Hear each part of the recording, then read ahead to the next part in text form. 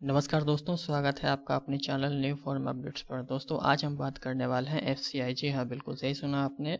FCI की तरफ से बहुत बड़ी वैकेंसी आई है। फूड कॉरपोरेशन ऑफ इंडिया की तरफ से बहुत बड़ी वैकेंसी आई है। कुल मिलाकर के 5043 वैकेंसी आई है। 5043 नॉन एग्जीक्यूटिव की वैकेंसी आई है। आपको मैं बताते चलूँ, इसका नोटिफिकेशन भी जारी हो चुका है। इसके फॉर्म भरने का जो आपका एप्लीकेशन का जो लॉगिन करने का और रजिस्ट्रेशन करने का है वो भी सब कुछ जारी हो चुका है। इसके अलावा इम्पोर्टेंट डेट्स के बारे में हम जानेंगे। तो दोस्तों आप देख सकते हैं यहाँ पर advertisement number 1/2022 FCI category 3 zone wise requirement of non executive in FCI. अब यहाँ पर इंपॉर्टेंट डेट्स कौन कौन से हैं वो हम लोग देख लेते हैं। Commencement of online registration of application 6/9/2022 10 बजे सुबह से, यानी कि आपका रजिस्ट्रेशन करने का जो डेट है वो स्टार्ट हो गया है 6/9/2022 से। उसके बाद है closure of registration of application जो है रजिस्ट्रेशन क्लोजिंग वो 5/10/2022 4 बजे शाम को ख़त्म हो जाएगा।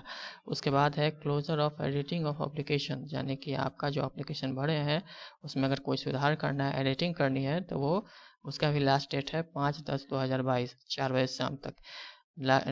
लास्ट में है last date for printing your application. Form भरने के बाद आपका एप्लीकेशन प्रिंट करने का लास्ट डेट है 20/10/2022, यानी 20 अक्टूबर 2022। इसके बाद है ऑनलाइन फ़ी पेमेंट। ऑनलाइन फ़ी पेमेंट है 6/9/2022 10 बजे सुबह से लेकर के 5/10/2022 4 बजे शाम तक, यानी कि जब तक आपका फॉर्म भराएगा तब तक आप फ़ी पेमेंट भी कर सकते हैं। दोस्तों इसमें फ़ी पेमेंट मैं आपको बता दूं, मैं यहाँ पर जनरल EWS OBC कैंडिडेट को 500 रुपये फ़ी पेमेंट करनी है, और बाकी रिमेनिंग कैंडिडेट वुमेन हो गए, SC ST कैंडिडेट और PWD कैंडिडेट्स को कोई फ़ी पेमेंट नहीं करनी है। तो चलिए दोस्तों अब हम चलते हैं सीधे नोटिफिकेशन के बारे में, नोटिफिकेशन के पास, और वहाँ जानते हैं कि कौन कौन सी पोस्ट है और क्या क्या इसमें आपको करना है। तो दोस्तों अब हम यहाँ पर आ चुके हैं सीधे नोटिफिकेशन के पास। देख सकते हैं यहाँ पर आपको कई सारे वैकेंसी है अलग अलग पोस्ट पर, 5043 पोस्ट। यहाँ पर आपको असिस्टेंट के लिए, असिस्टेंट में भी 4 प्रकार की है। एक है जनरल, दूसरा है टेक्निकल, तीसरा है अकाउंटेंट, चौथा है डिपो। नेक्स्ट में है जूनियर इंजीनियर। जूनियर इंजीनियर में इलेक्ट्रिकल मैकेनिकल ये सब पोस्ट है। स्टेनो में भी आपका स्टेनो का भी पोस्ट है। तो दोस्तों हम चलते हैं यहाँ पर, आपको दिखा देते हैं। सबसे पहले यहाँ पर नॉर्थ जोन है। नॉर्थ जोन में junior engineer civil engineering, post code इनका है A। स्केल ऑफ पे कितना मिलेगा वो है। उसके बाद मैक्सिमम एज लिमिट आपका 28 ईयर्स है। कैटेगरी वाइज वैकेंसी यहाँ है। PWD के लिए यहाँ पर अलग से सेक्शन है। ESM कैंडिडेट जो हैं, यानी कि जो एक्स सर्विसमैन कैंडिडेट है उनके लिए ये वैकेंसी है। और ESM2 जो ESM2 वो वैकेंसी हो गई जो डिपेंडेंट हैं, जो शहीद हो चुके हैं, जो जवान, उनके डिपेंडेंट लोग, उनकी वैकेंसी ये है। यहाँ पर दोस्तों हम आते हैं junior engineer electrical mechanical engineering. यहाँ पर आप देख सकते हैं इतनी सारी वैकेंसी है। उसके बाद स्टेनो ग्रेड 2 है। उसके बाद AG third general, AG third मतलब असिस्टेंट ग्रेड थर्ड जनरल। इसी तरह से assistant grade third accountant, assistant grade third technical, assistant grade third depot. उसके बाद असिस्टेंट ग्रेड थर्ड हिंदी। ये जो है ट्रांसलेशन करने वाली पद है। इसमें आपको हिंदी से इंग्लिश और इंग्लिश से हिंदी ट्रांसलेशन करनी है। कुल मिलाकर के नॉर्थ जोन में दोस्तों 401 यानी 401 टोटल सीट्स हैं। तो दोस्तों अब हम आ गए यहाँ पर साउथ जोन। साउथ जोन में क्या है, साउथ जोन में जो आपको मैंने बता चुका हूँ, मैं जो अभी आपको मैंने बताया है कि सारे पोस्ट जो हैं वही है। और उसके साथ साथ आप देख सकते हैं यहाँ पर टोटल वैकेंसी साउथ जोन में 435 है, 435। इसके बाद हम चलते हैं ईस्ट जोन। ईस्ट जोन का भी देख सकते हैं आप, सेम वही पोस्ट है। और टोटल वैकेंसी यहाँ पर देख सकते हैं आप कितनी है, 768। उसके बाद नेक्स्ट में चलते हैं हम वेस्ट जोन। वेस्ट जोन में आपको देख सकते हैं यहाँ पर टोटल पोस्ट है इसमें 713। सारी पोस्ट एक ही है, सेम है सभी में। दोस्तों अब आप देख सकते हैं नॉर्थ ईस्ट जोन है जो वो हमारे उत्तर पूर्व भारत के है, अरुणाचल असम उस जोन की बात की जा रही है। यहाँ पर नॉर्थ ईस्ट जोन में कितने हैं, कुल मिलाकर के सीट है 185। उसके बाद यहाँ पर दिया हुआ है नंबर ऑफ़ वैकेंसीज में vary as per the administrative agency of FCI. कह रहा है कि नंबर ऑफ़ वैकेंसी जो है वो घट या बढ़ सकती है। एब्रिविएशन जो है वो है JE का मतलब जूनियर इंजीनियर, AG का मतलब असिस्टेंट ग्रेड, जो अभी आपको मैंने बताया है। नेक्स्ट में दोस्तों यहाँ पर चलते हैं। दोस्तों अब हम आ गए यहाँ पर qualification experience age on 1/8/2020। Junior engineer के लिए आपको क्या चाहिए? जूनियर इंजीनियर के लिए डिग्री इन सिविल इंजीनियरिंग होने चाहिए। पोस्ट कोड ए है यहाँ पर, diploma in civil engineering with 1 year experience. उसके बाद है junior engineer mechanical, post code B है। इनके लिए क्या चाहिए? डिग्री इन इलेक्ट्रिकल इंजीनियरिंग या डिग्री इन मैकेनिकल इंजीनियरिंग या diploma in electrical engineering with 1 year experience. मतलब आप अगर आपने डिप्लोमा किया है इलेक्ट्रिकल इंजीनियरिंग में, साथ में 1 साल का आपको एक्सपीरियंस है, तो भी आप फॉर्म भर सकते हैं। या अगर नहीं है तो इलेक्ट्रिकल इंजीनियरिंग में डिग्री हो या मैकेनिकल इंजीनियरिंग में डिग्री होना चाहिए। उसके बाद है नेक्स्ट में diploma in mechanical engineering with 1 year experience. अगर ये नहीं है तो मैकेनिकल इंजीनियरिंग में डिप्लोमा हो तो भी चलेगा 1 साल का एक्सपीरियंस के साथ। अब यहाँ पर दिया हुआ है नीचे में स्टेनो ग्रेड 2, पोस्ट कोड सी है। यहाँ पर graduate with speed of 40 word, माफ़ कीजिएगा 40 word per minute and 80 word per minute in English typing and short hand respectively. मतलब कहा जा रहा है कि टाइपिंग आपका 40 वर्ड पर मिनट होना चाहिए और शॉर्ट हैंड आपका 80 वर्ड पर मिनट होना चाहिए इंग्लिश में। आपका जो स्किल टेस्ट होगा स्टेनो का, मैं आपको बता देता हूँ अभी, वो इंग्लिश में ही होगा केवल। आपका टाइपिंग भी इंग्लिश में होगा और आपका शॉर्ट हैंड जो है वो भी इंग्लिश में होगा। आगे मैं दिखाऊंगा आपको कहाँ पर लिखा हुआ है। नेक्स्ट में है AG 3rd जनरल, यानी assistant grade 3rd general, post code D है। इसमें बताया गया है graduate degree in any discipline from recognise university with proficiency in use of computer. मतलब ग्रेजुएट डिग्री होना चाहिए आपके साथ और साथ साथ आपको कंप्यूटर का अच्छा नॉलेज होना चाहिए। उसके बाद है नेक्स्ट में AG 3rd अकाउंटेंट। इसमें भी है आपका बैचलर ऑफ कॉमर्स होना चाहिए, साथ में कंप्यूटर का नॉलेज होना चाहिए। अब हम आते हैं AG 3rd टेक्निकल। इसमें क्या क्या है? अगर आप BSc इन एग्रीकल्चर हैं, रिकॉग्नाइज यूनिवर्सिटी से भर सकते हैं। उसके बाद BSc with any of the following subject from a recognise university. अगर आप BSc किए हुए हैं बॉटनी से, जियोलॉजी से या बायोटेक्नोलॉजी से या बायोकेमिस्ट्री से या माइक्रोबायोलॉजी से या फूड साइंस से, तो भी भर सकते हैं।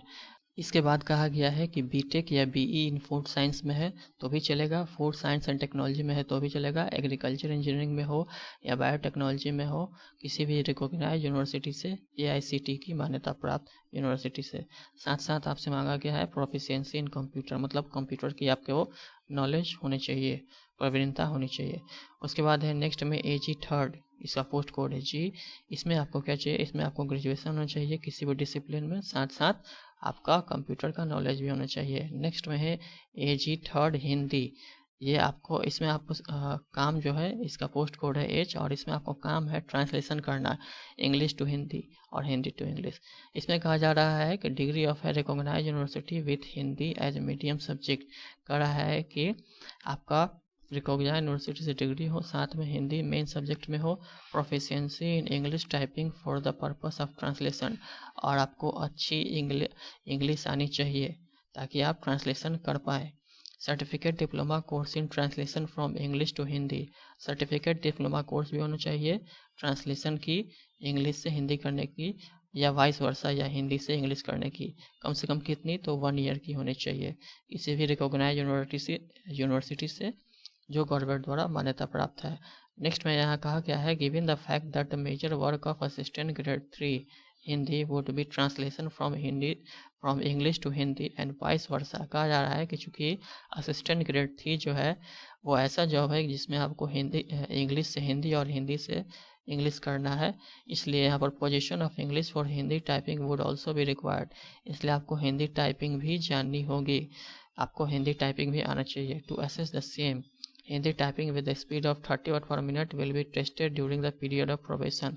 कह रहा है कि इसलिए आपका जो है जॉब के समय, प्रोबेशन पीरियड में जब आप होंगे तो आपका 30 वर्ड पर मिनट का हिंदी टाइपिंग उसका जांच किया जाएगा। Confirmation of probation shall be subject to the candidate qualifying the prescribe typing test. उसके बाद ही आपका कंफर्म किया जाएगा। नेक्स्ट में यहाँ कहा गया है Hindi should be main subject in every year of graduation. कह रहा है कि इस पोस्ट के लिए हिंदी आपका ग्रेजुएशन के हर सब्जेक्ट में मेन होना चाहिए, मेन सब्जेक्ट होना चाहिए। उसके बाद दोस्तों यहाँ पर कहा गया है a candidate can apply in any one zone only. कह रहा है कि कैंडिडेट केवल एक जोन में अप्लाई कर सकते हैं, किसी भी एक जोन में। नेक्स्ट में कहा गया है कि a candidate can apply only for one of the post code ABCDEFGH with in the zone. कह रहा है कि कैंडिडेट केवल एक पोस्ट के लिए अप्लाई करेंगे, एक से अधिक पोस्ट के लिए अप्लाई नहीं कर सकते हैं। उसके बाद यहाँ पर कहा गया है the mode of application is online, the printed hard copies of the application form will not be entertain. मतलब आपको ऑनलाइन ही अप्लाई करना है। नेक्स्ट में चलते हैं। यहाँ पर reservation and relaxation. Reservation and relaxation में दोस्तों कुछ इंपॉर्टेंट पॉइंट्स है जो आपको बताना बहुत जरूरी है। The prescribed qualification, experience, age limit etc shall be recount as on 1/8/2022। मतलब आपका 1/8/2022 तक का जो है आपका क्वालिफिकेशन, एक्सपीरियंस, एज लिमिट जो है उसकी गणना की जाएगी। उसके बाद नेक्स्ट में है candidate belonging to SC ST and OBC category are eligible for age relaxation maximum by 5 and 3 years respectively. मतलब SC ST के कैंडिडेट को जो है और OBC के जो कैंडिडेट हैं उनको SC ST के 5 साल और OBC के कैंडिडेट को 3 साल की एज लिमिट में छूट मिलेगी। नेक्स्ट में चलते हैं दोस्तों। डिपार्टमेंटल जो कैंडिडेट होंगे यहाँ FCI के, उनको मैक्सिमम 50 ईयर्स की छूट मिलेगी। नेक्स्ट में यहाँ पर the upper age limit is relaxed by 10 years for PWD, 15 years for PWD candidate belonging to SC ST, 13 years for PWD candidate belonging to OBC। मतलब यहाँ पर कहा गया है कि जो जनरल कैंडिडेट होंगे PWD के उनको 10 साल की छूट, जो SC ST के कैंडिडेट होंगे उनको 15 साल की छूट। उसके बाद नेक्स्ट में कहा गया यहाँ पर कि 13 ईयर्स की छूट OBC के PWD के कैंडिडेट को मिलेगी। नेक्स्ट में चलते हैं दोस्तों यहाँ पे। फिर यहाँ पर आपका सिलेक्शन प्रोसेस है। सिलेक्शन प्रोसेस में क्या क्या है, चलते हैं अब आगे। The pattern of online test, the online test will comprise of phase 1 and phase 2। मतलब जो आपका ऑनलाइन टेस्ट होगा वो 2 फेज में होगा, फर्स्ट फेज और सेकेंड फेज। अलग अलग दोनों फेज होंगे आपका अलग अलग दिनों पर। जो फर्स्ट फेज का एग्जाम है मैं आपको बताते चलो दोस्तों, इसका जनवरी 2023 में संभावित है। और सेकेंड फेज के एग्जाम की डेट्स अभी जारी नहीं की गई है, वो आगे जारी की जाएगी। नेक्स्ट में फ्रेंड आपसे कहा गया है the online exam of phase 1 shall be common in respective of the post, the test structure of the phase 1 online exam is as follow. मतलब जो फेज 1 का एग्जाम है वो किसी भी पोस्ट को हो, सभी पोस्ट पर यही होगा और इसके लिए कोई यहाँ पर कहा गया है स्पेशलाइज स्टडी की जरूरत नहीं है।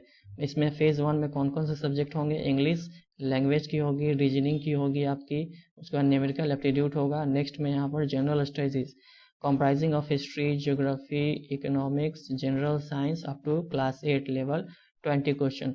यहाँ पर है करंट अफेयर्स के आपके 5 क्वेश्चन पूछे जाएंगे। नंबर ऑफ क्वेश्चन कितने होंगे, टोटल 100, सबके 25-25 हैं यहाँ पे। मैक्सिमम मार्क्स यहाँ पर है सबके 25-25 और टोटल मैक्सिमम मार्क्स हो गए आपके 100। टाइम ड्यूरेशन दिया हुआ है, सबका अलग अलग बांट दिया गया है यहाँ पर 15 minute 15 minute 15 minute 15 minute, total आपका 60 मिनट है। और बाइलिंगुअल होंगे, बाइलिंगुअल मतलब हिंदी इंग्लिश दोनों में होंगे। नेक्स्ट में कहा गया दोस्तों यहाँ पर चलते हैं। नेक्स्ट में है each question will carry 1 equal marks for each wrong answer there will be negative marking of 1/4 of the marks assign to the question. कहा गया है कि हर क्वेश्चन का मार्क्स 1 नंबर का होगा और गलत करने पर 1/4 मार्क्स काट लिए जाएंगे। और ये मैं आपको बता दूं फेज 2 का जो है एक ही दिन में दोनों पेपर होंगे। यहाँ लिखा हुआ है candidate will appear in paper 1 to be followed by paper 2। Online test for paper 1 and paper 2 shall be held in single sitting only. मतलब एक ही दिन में होंगे, सिंगल सिटिंग में आपके होंगे पेपर 1। और पेपर 1 और पेपर 2 में क्या क्या पूछे जाएंगे मैं आपको नीचे बताऊंगा। नेक्स्ट में है JEE electrical mechanical engineering paper 1 paper 2, same चीज़ यहाँ भी लिखी हुई है। उसके बाद नेक्स्ट में है स्टेनो ग्रेड 2। स्टेनो के जो स्टूडेंट है उनके लिए क्या है, इनका सिर्फ पेपर 3 होगा। पेपर 3 में क्या होगा नीचे है, मैं आपको बताऊंगा आगे चलने पर। कह रहा है कि पेपर 3 से ही आपका जो है फाइनल मेरिट लिस्ट बनेगा। और जो यहाँ पर टाइपिंग और शॉर्ट हैंड है ये सिर्फ क्वालिफाइंग इन नेचर होंगे। साथ साथ यहाँ पर आपको कहा गया है कि जो टाइपिंग और शॉर्ट हैंड है वो इंग्लिश लैंग्वेज में आपसे पूछा जाएगा, इंग्लिश लैंग्वेज में ही लिया जाएगा।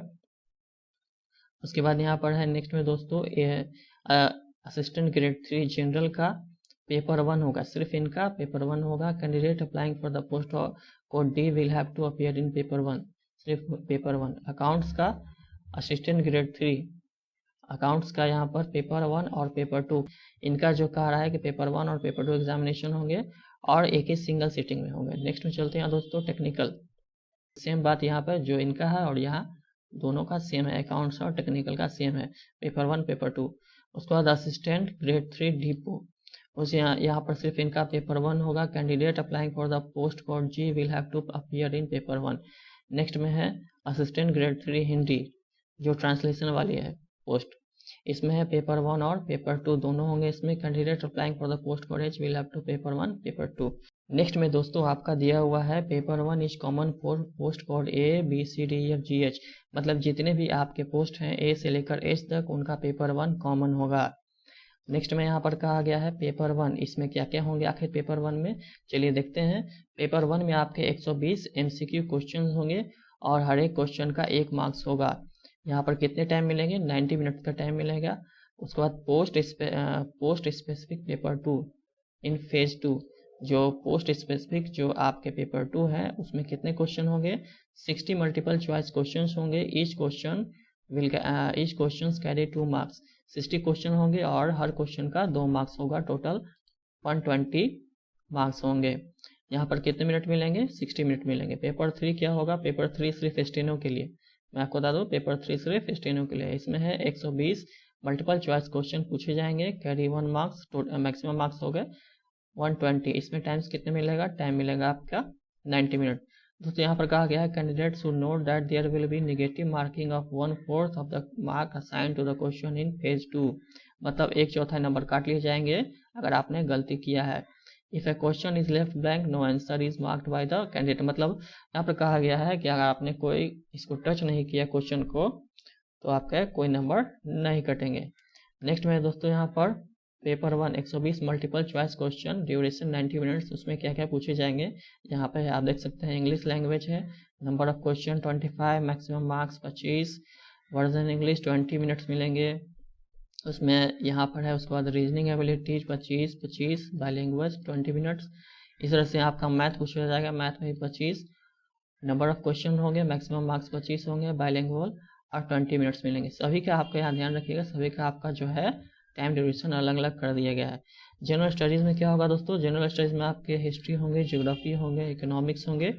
जनरल साइंस में क्या होगा, जनरल साइंस में क्लास 10th लेवल के होंगे 10 क्वेश्चन, करंट अफेयर्स जो पूछे जाएंगे 5 क्वेश्चन, कंप्यूटर से क्वेश्चन पूछे जाएंगे 5 क्वेश्चन।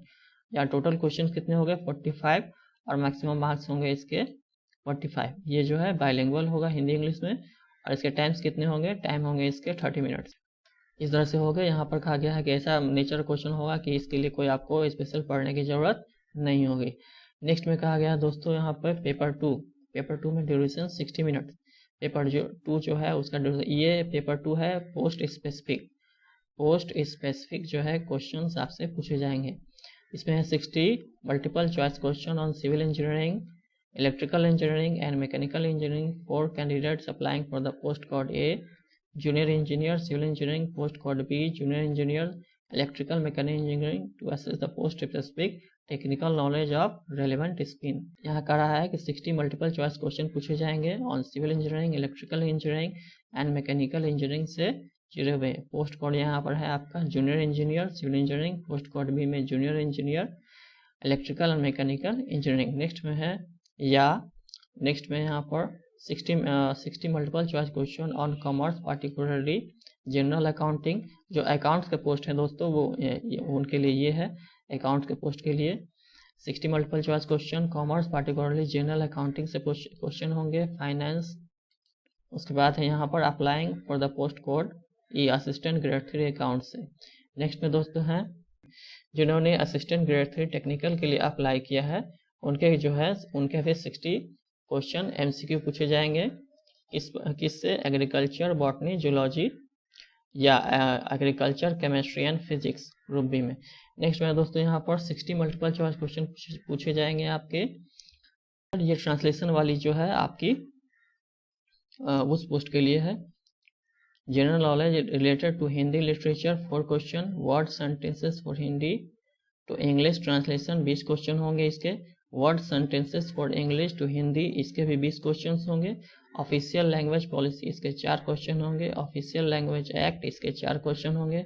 ऑफिशियल लैंग्वेज रूल्स इसके भी 4 क्वेश्चन होंगे। Annual programme issued by the department of official language इसके भी 4 क्वेश्चन होंगे।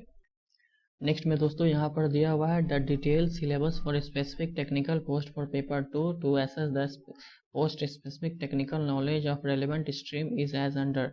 जो डिटेल सिलेबस है पोस्ट फॉर 2 जो पेपर 2 का जो है आपका उसका डिटेल सिलेबस यहाँ पर दिया हुआ है सभी का। आप वीडियो को दोस्तों पॉज करके देख सकते हैं, अगर पूरा मैं बताऊंगा तो काफ़ी लंबा वीडियो बन जाएगा, इसलिए आपसे रिक्वेस्ट है कि वीडियो को पॉज करके अपने सिलेबस को देख लें। यहाँ पर जूनियर वैसे मैं आपका लिंक दे दूंगा, वहाँ से आप डाउनलोड भी कर सकते हैं PDF को। उसके बाद यहाँ पर नेक्स्ट में चलते हैं दोस्तों, जूनियर इंजीनियर के जो है आपका इलेक्ट्रिकल मैकेनिकल इंजीनियरिंग उनका भी यहाँ पर दिया हुआ है, सभी का सिलेबस दिया हुआ है, क्या क्या पूछा जाएगा देख सकते हैं आप।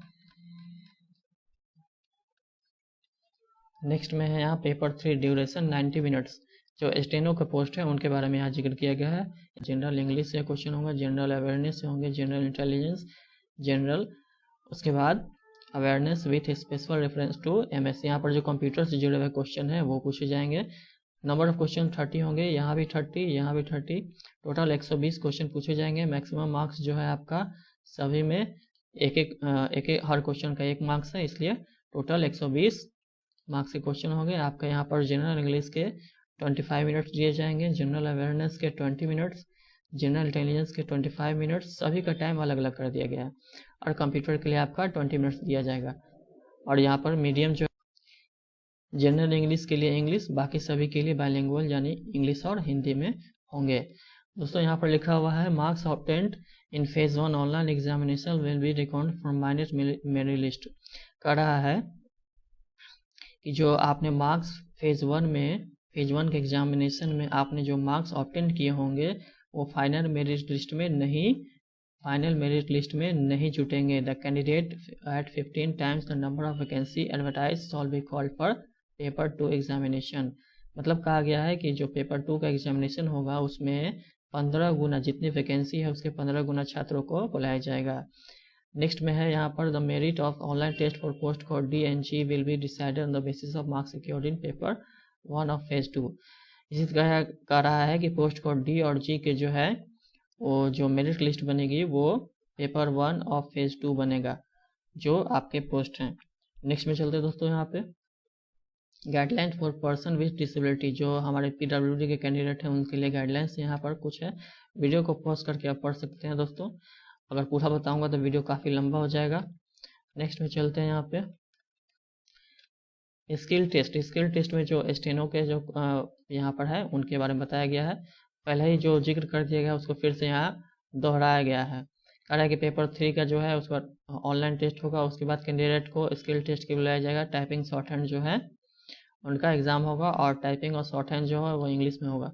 नेक्स्ट में चलते हैं दोस्तों यहाँ पे document verification. The online test and skill test wherever applicable shall be followed by document verification stage for candidate provisionally selected on the basis of merit. The number of candidate to be called for document verification may be equal to the 3 times। मतलब जो कर रहा है document verification के समय आपका जितने post होंगे उनके 3 गुना छात्रों को बुलाया जाएगा। नेक्स्ट में यहाँ दोस्तों important information and instruction. A candidate can apply in any one zone either north और जोन और साउथ जोन और ईस्ट और वेस्ट जोन और नॉर्थ ईस्ट जोन। कर रहा है कैंडिडेट केवल एक जोन से ही अप्लाई कर सकते हैं।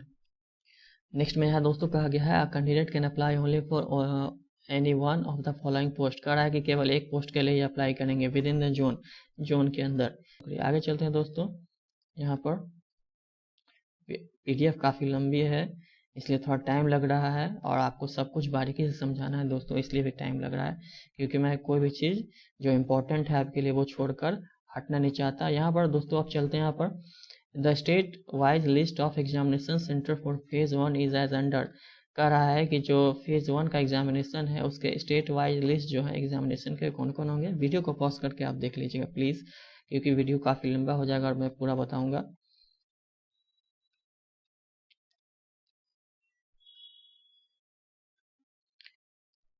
देख सकते हैं आप स्टेट वाइज लिस्ट है कहाँ कहाँ एग्जामिनेशन सेंटर होंगे। बिहार का पटना, झारखंड का रांची, इसी तरह से वेस्ट बंगाल का ग्रेटर कोलकाता, नेक्स्ट में दोस्तों आपसे कहा गया है examination will be conducted online in venue given in the respective call letters. कहा गया है कि जो आपके कॉल लेटर्स में वेन्यू दिएंगे वहीं पर आपका एग्जामिनेशन होगा। ये टाई के केस में है दोस्तों, उसके बारे में वीडियो को पॉज करके आप पढ़ सकते हैं, काफ़ी ज़्यादा वीडियो लंबा हो जाएगा इसलिए।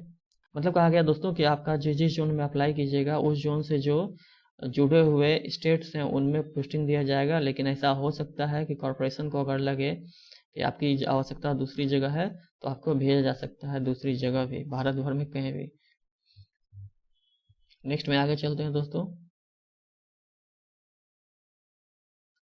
आगे यहाँ पर आपसे एक इम्पोर्टेंट है, candidate except that specifies above applying for the post any one within the zone are required to submit application fee. 500 रुपया आपका जो है एप्लीकेशन फी लगेगा।